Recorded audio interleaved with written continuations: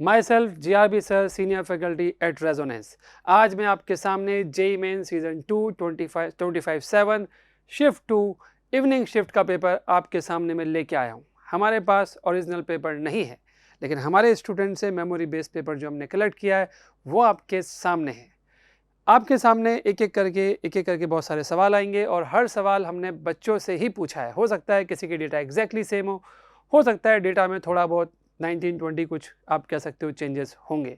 आइए आप पहला सवाल देखिए। Deuteron and proton are accelerated by accelerating potential. इस सवाल में आपको बोला जा रहा है कि ड्यूट्रॉन और प्रोटॉन को हमने अलग अलग पोटेंशियल डिफरेंस से एक्सेलरेट किया है।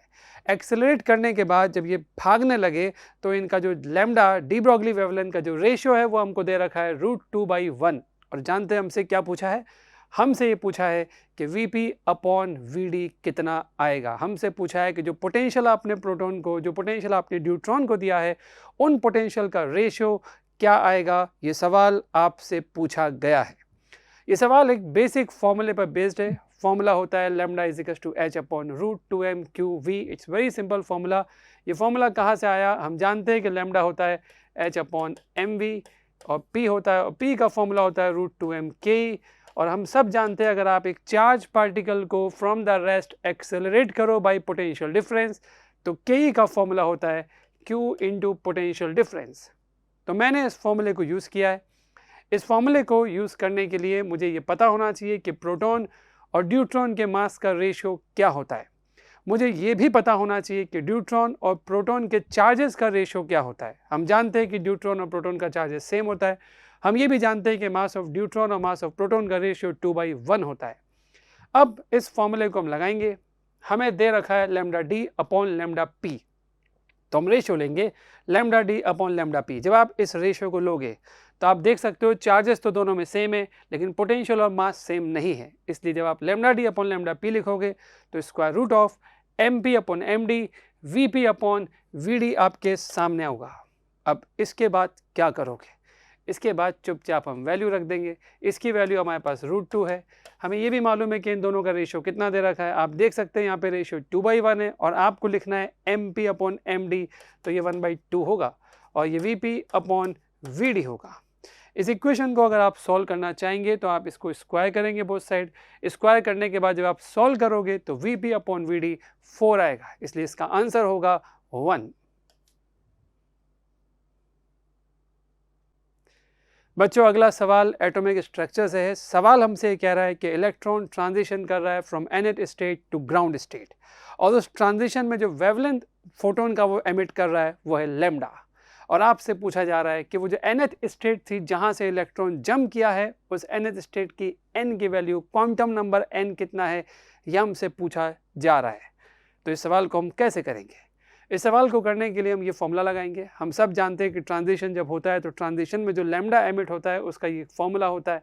ये फॉर्मूला कहाँ से आया ये भी हमको पता है। एनर्जी का जो डिफरेंस होता है, उस एनर्जी के डिफरेंस को हम जब SC/λ के बराबर करते हैं तो ये फॉर्मूला निकल के आता है।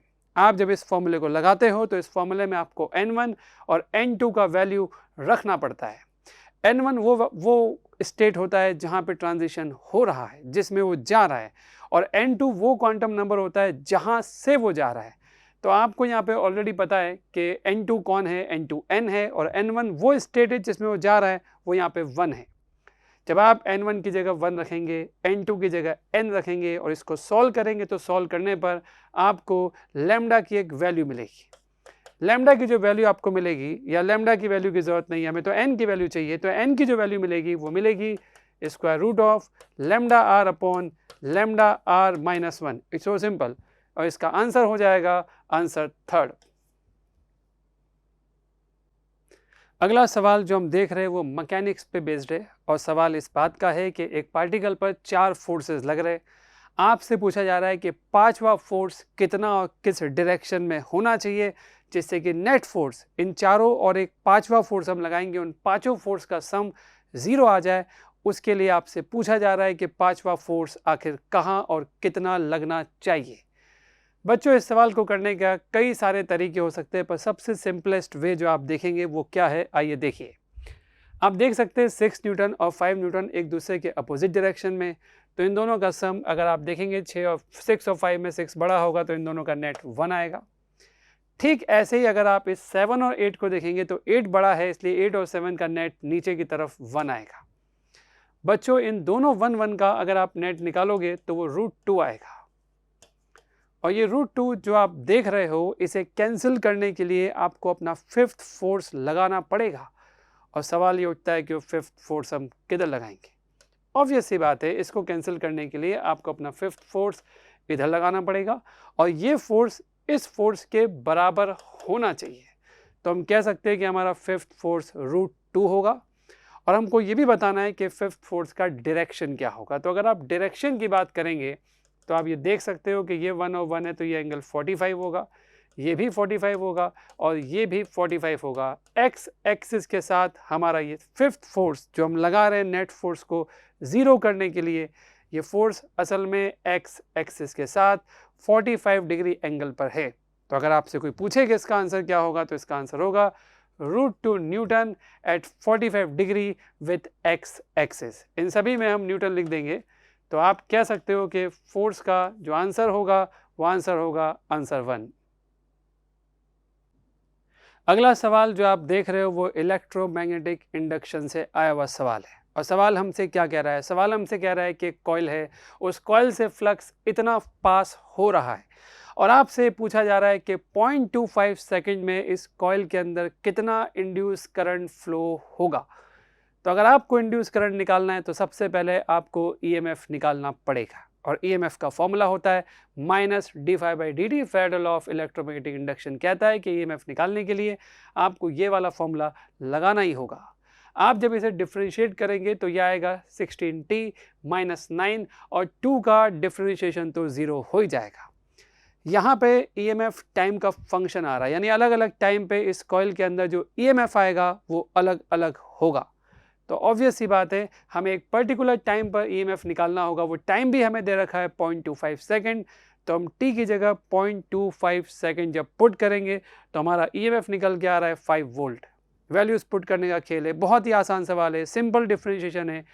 EMF आने के बाद जब उस कॉइल के रेजिस्टेंस से उस EMF को डिवाइड करेंगे तो आपको करंट की वैल्यू मिलेगी। और करंट की वैल्यू आप देख सकते हैं कितनी आ रही है, 5/20 से करंट की वैल्यू 1/4 आ रही है, इसलिए इसका आंसर होगा आंसर 4।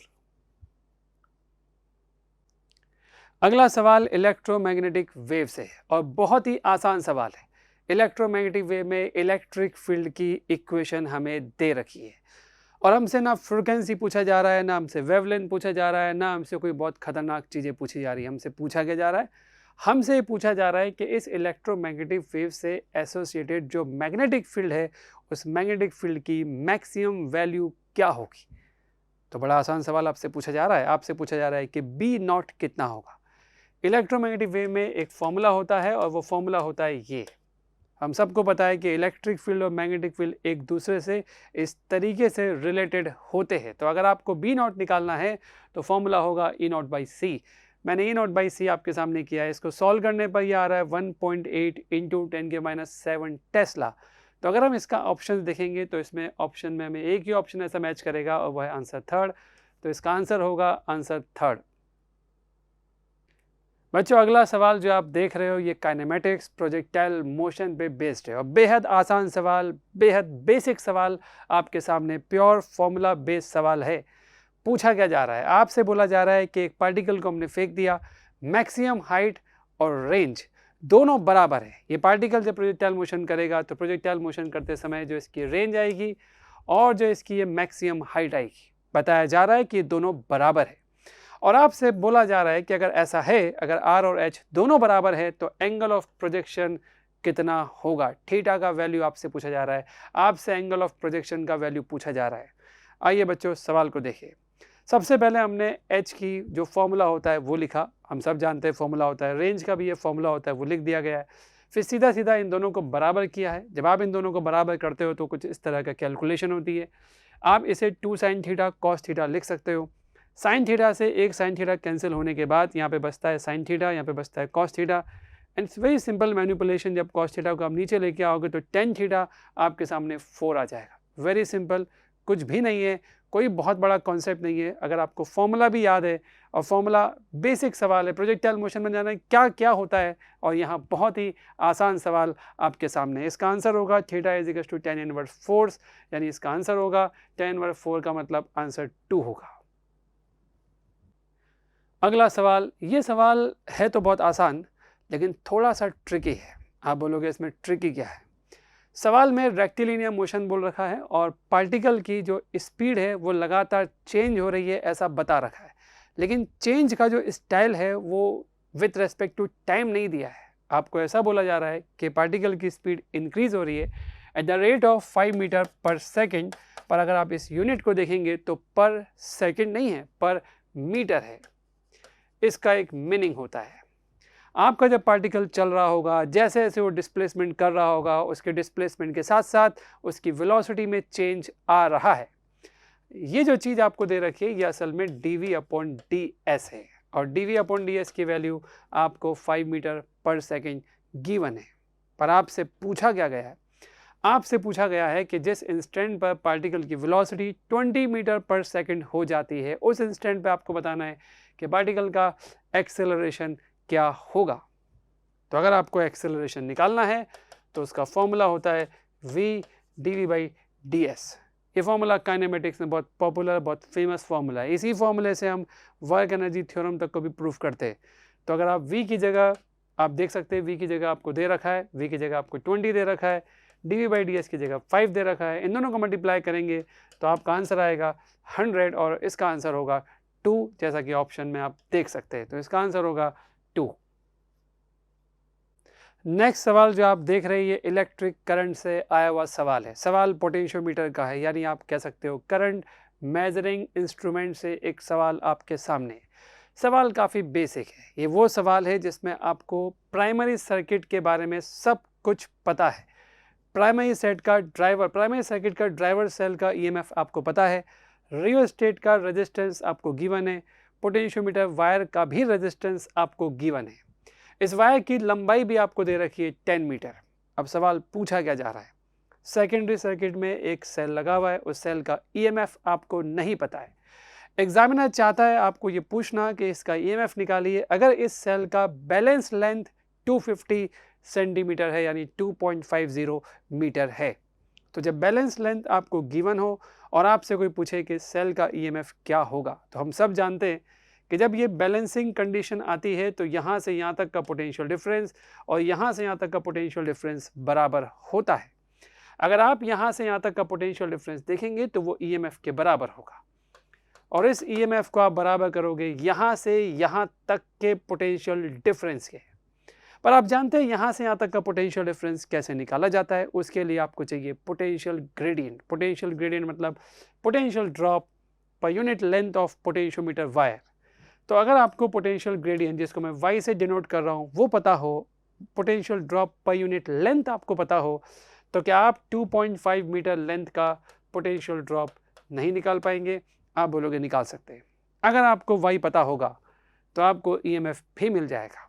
अब प्रॉब्लम इस सवाल की ये है कि हमें y डायरेक्टली नहीं दे रखा, और ना ही हमें ऐसा बता रखा है कि पहले हमने ऐसा कुछ किया था और वो करके इतना ड्रॉप आया था और उससे हमने y निकाला हो, ऐसा भी नहीं दे रखा। हमें इस क्वेश्चन में प्राइमरी सर्किट के हर एक चीज़ दे रखी है। जब प्राइमरी सर्किट आपके पास हो, जब उसका ड्राइवर सेल का ईएमएफ, रियोस्टेट, उसका रेजिस्टेंस, सब कुछ आपके पास हो, तो हमारे लिए पोटेंशियल ग्रेडियंट कैलकुलेट करना किसी भी रूप में कोई मुश्किल काम नहीं है। सबसे पहले हम क्या करेंगे, इस सर्किट में कितना करंट फ्लो करेगा, जो बैलेंस कंडीशन आ जाएगी वो करंट हम निकालेंगे। उस करंट को निकालने के लिए हमें इस ईएमएफ को डिवाइड करना पड़ेगा प्राइमरी सर्किट में जितना रेजिस्टेंस है उससे, और वही किया भी है। 20 को हमने डिवाइड किया R प्लस RH। R है इस पूरे वायर का रेजिस्टेंस जिसको हम R कह रहे हैं। रियोस्टेट जो यहाँ पे दिख रहा है, इन दोनों को ऐड करने के बाद total resistance of primary circuit आपको मिल जाएगा, और जब वो मिल जाएगा तो आप उसको जब डिवाइड करेंगे ईएमएफ से तो आपको मालूम पड़ेगा कि जब आपकी बैलेंस कंडीशन आ रही है तब प्राइमरी सर्किट में कितना करंट दौड़ रहा है। तो आपको मालूम पड़ गया कितना करंट दौड़ेगा, 2/5 एम्पियर। आपको जब करंट मिल गया तो आप यहाँ से लेकर यहाँ तक का पोटेंशियल ड्रॉप I को इस R से मल्टीप्लाई करके निकाल सकते हैं, पर आपको पूरे वायर का ड्रॉप नहीं निकालना है। आपको वायर की यूनिट लेंथ पे ड्रॉप निकालना है, उसी को पोटेंशियल ग्रेडियंट कहते हैं। तो उस ड्रॉप को निकालने के लिए IR को आप सीधे डिवाइड करोगे इस वायर की लेंथ से, और वो मैंने यहाँ पे किया भी है। डिवाइड करने के बाद जो कैलकुलेशन करके आ रहा है, कैलकुलेशन बेहद आसान है, वो आ रहा है 4/5 वोल्ट पर मीटर। और इसी वाई को हम यहाँ लिखेंगे, क्योंकि हमने इसको पहले ही लिख दिया था कि हमें वाई चाहिए। जैसे आप इसको लिखोगे, आप जब इसकी वैल्यू 4/5 यहाँ पे मल्टीप्लाई करोगे और सॉल्व करोगे तो ये निकल के आएगा 2 वोल्ट। ऑप्शन में 2 वोल्ट ऑप्शन 1 में है, इसलिए इसका आंसर होगा आंसर 1। अगला सवाल जो आप देख सकते हैं, ये कम्युनिकेशन सिस्टम पे बेस्ड है। इस सवाल में आपको मॉड्यूलेटेड वेव, वो भी एम्पलीट्यूड मॉड्यूलेटेड वेव का, मॉड्यूलेटेड सिग्नल का जो मैक्सिमम और मिनिमम एम्पलीट्यूड होता है, जो वैल्यू होती है वोल्टेज की, वो वैल्यूज़ आपको दे रखी है। एक सिग्नल को जब आप मॉड्यूलेट करते हो तो वो जिस तरह से वेरी करता है, ये जो चीज़ होती है ये आपको दे रखी है। आपको ये बता रखा है कि मैक्सिमम और मिनिमम वैल्यूज़ कितनी होगी। और जब आपको मैक्सिमम और मिनिमम वैल्यू दी होती है और आपसे कोई ये पूछे कि मॉड्यूलेशन इंडेक्स कितना होगा, तो इसका एक डायरेक्ट फॉर्मूला होता है a max minus a minimum, a max plus a minimum. तो हमारे पास ए मैक्स की वैल्यू 6 है, ए मिनिमम की वैल्यू 2 है। अब ऐसे ही अगर 6 + 2 करेंगे, दोनों वैल्यूज़ को रखेंगे, तो ये 4/8, ये 1/2 आएगा, यानी 0.5 आएगा। पर आंसर जो दे रखे थे ऑप्शंस, वो परसेंटेज में थे, तो ऑब्वियस सी बात है 0.5 का अगर परसेंटेज निकालना है तो इसको 100 से मल्टीप्लाई करेंगे तो ये आएगा 50%, और 50% ऑप्शन 1 में है, इसलिए इसका आंसर होगा आंसर 1। अगला सवाल इलेक्ट्रिक करंट का है, बेहद आसान सवाल है। सवाल में आपको एक सर्किट दिया हुआ है, सर्किट में कोई बैटरी नहीं है, लेकिन ये एक पार्ट ऑफ सर्किट भी हो सकता है जिसमें आपको करंट कितना फ्लो कर रहा है बता रखा है। करंट की वैल्यू है 15 मिली एम्पियर। ये जो 2 पॉइंट है ना, जिसके बीच में आपको ये सर्किट दिखा रखा है, एग्जामिनर आपसे पूछ रहा है कि VA माइनस VB कितना होगा। तो सवाल है VA माइनस VB की वैल्यू निकाल के दिखाइए। अब इस सवाल को कैसे करेंगे? सर्किट में जब भी आपको एक पॉइंट से दूसरे पॉइंट के बीच का पोटेंशियल ड्रॉप निकालना होता है तो तरीका होता है कि आप ए से शुरू हो जाइए और ए से शुरू होकर के किसी भी एक रास्ते पर आप बी तक पहुंचिए, और रास्ते में जितने लोग आएंगे उन सब का पोटेंशियल ड्रॉप लिखते चलिए। टोटल पोटेंशियल ड्रॉप आपको मिल जाएगा। पर इस ड्रॉप को लिखने के लिए सबसे पहले तो आपको वो रास्ता तैयार करना होगा जिस पे आप चलोगे, और सभी एलिमेंट जो रास्ते में आएंगे उन सब के ड्रॉप लिखोगे। आइए रास्ता तैयार करते हैं। सबसे पहले ये दोनों पैरेलल में, इनका इक्विवेलेंट जब निकालेंगे R1 R2 upon R1 plus R2 वाला फॉर्मूला लगा के, तो वो आ रहा है 10/3। तो मैंने इन दोनों को हटा करके अपने डायग्राम में यहाँ पर 10/3 लिख दिया है। बाकी दो रेजिस्टेंस बिल्कुल वैसे के वैसे ही है जैसे वो पहले थे। अब मेरे पास रास्ता तैयार है। मुझे अगर VA माइनस VB लिखना है तो मुझे A से ऐसे ऐसे ऐसे ऐसे B तक जाना होगा, और सिर्फ जाना नहीं होगा, मुझे जाते जाते रास्ते में जितने लोग आ रहे उन सब के ऊपर ड्रॉप भी लिखना होगा, पोटेंशियल ड्रॉप। आप जानते हैं पोटेंशियल ड्रॉप कैसे लिखते हैं, IR IR IR, 3 बार आपको I × R करना होगा। कुछ लोग इसको ऐसे भी कर सकते हैं कि इन सब का इक्विवेलेंट निकाल दो, और I × R इक्विवेलेंट भी आप कर सकते हो, वो भी इसका आंसर होगा। खैर मैंने किस तरह से किया है वो आप देख लीजिए। करंट को मैंने इससे मल्टीप्लाई किया, फिर इस करंट को इससे मल्टीप्लाई किया, फिर इस करंट को मैंने इससे मल्टीप्लाई किया। असल में मैंने 3 बार IR IR और IR किया है, क्योंकि जब मैं A से भी जाऊंगा तो 3 एलिमेंट ऐसे मिलेंगे जिनके ड्रॉप मुझे ऐड करके फाइनल आंसर लिखना होगा। तो आप जब इनको मल्टीप्लाई करके ऐड करोगे तो कैलकुलेशन से, कैलकुलेशन के बाद 185 वोल्ट हमारा आंसर आएगा। तो इसका आंसर होगा 185 वोल्ट, जो ऑप्शन 2 में दिख रहा है। तो इसका आंसर होगा आंसर 2।